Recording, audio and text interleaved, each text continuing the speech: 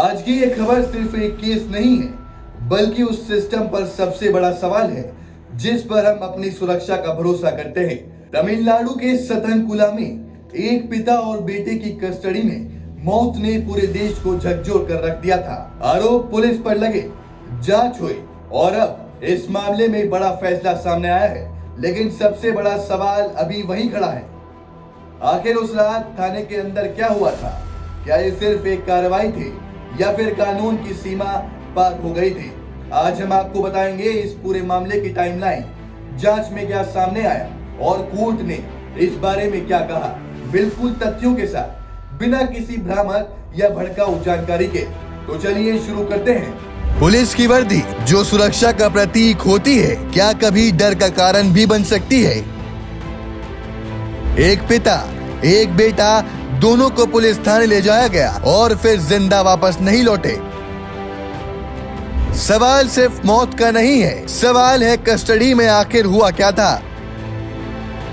अगर किसी को पुलिस पकड़ कर ले जाए तो आप क्या उम्मीद करते हैं कि कानून के मुताबिक पूछताछ होगी, कि इंसाफ मिलेगा, कि वो सुरक्षित रहेगा? लेकिन अगर वही व्यक्ति थाने से वापस ही न लौटे तो क्या ये सिर्फ एक केस होता है या सिस्टम पर सबसे बड़ा सवाल? तमिलनाडु के सतनकुलम में ऐसा ही कुछ हुआ, जहां एक पिता और बेटे की मौत ने पूरे देश को हिलाकर रख दिया है। जून 2020 देश लॉकडाउन के दौर से गुजर रहा था। तमिलनाडु के एक छोटे से कस्बे सतनकुलम में एक छोटी सी दुकान चलाने वाले पिता और बेटा अपनी रोजमर्रा की जिंदगी में व्यस्त थे। आरोप लगा कि उन्होंने लॉकडाउन के नियमों का उल्लंघन किया। दुकान देर तक खुली थी। पुलिस ने कार्रवाई की और यहीं से शुरू हुई एक ऐसी कहानी जो बाद में पूरे देश में गूंजने लगी। पुलिस ने दोनों को पूछताछ के लिए थाने बुलाया। पहले पिता, फिर बेटे को भी लाया गया। परिवार को उम्मीद थी कि ये एक सामान्य पूछताछ होगी, लेकिन जो हुआ वो सामान्य नहीं था। सबसे बड़ा सवाल यही है, थाने के अंदर आखिर ऐसा क्या हुआ?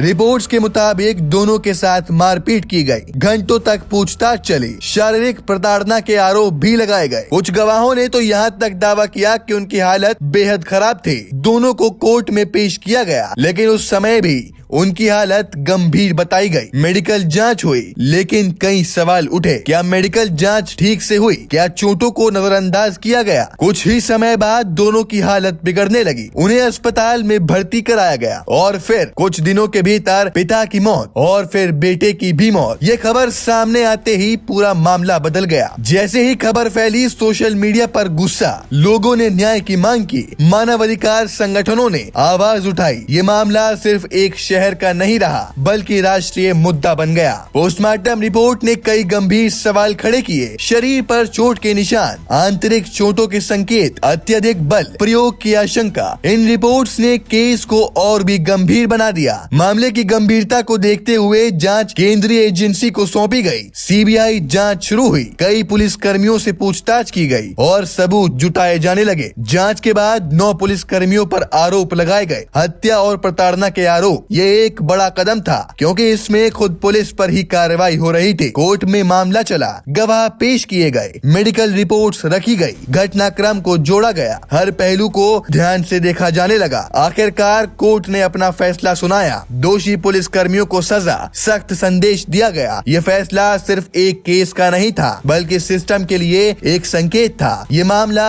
एक बड़ी बहस को जन्म देता है। क्या कस्टडी में लोग सुरक्षित हैं? क्या पुलिस सुधार की जरूरत है? क्या जवाबदेही तय हो रही है? कानूनी विशेषज्ञ कहते हैं कानून सभी के लिए समान होना चाहिए, पुलिस को भी जवाबदेह होना चाहिए। मानवाधिकार विशेषज्ञ कहते हैं कस्टडी में सुरक्षा सबसे जरूरी है, पारदर्शिता बढ़ानी होगी। ये मामला एक बड़ा संदेश देता है, कानून से ऊपर कोई नहीं, वर्दी जिम्मेदार है, अधिकार नहीं, जवाबदेही जरूरी है। सतनकुलम केस सिर्फ एक घटना नहीं, बल्कि एक आईना है, सिस्टम का, कानून का और समाज का। ये हमें सोचने पर मजबूर करता है कि क्या हम सच में सुरक्षित हैं? इंसाफ सिर्फ सजा नहीं, बल्कि भरोसे की वापसी भी होता है। अगर आप भी मानते हैं कि कस्टडी में हर व्यक्ति सुरक्षित होना चाहिए, वीडियो को शेयर करें, कमेंट में अपनी राय दें और ऐसे ही सच जानने के लिए चैनल को सब्सक्राइब कर लें।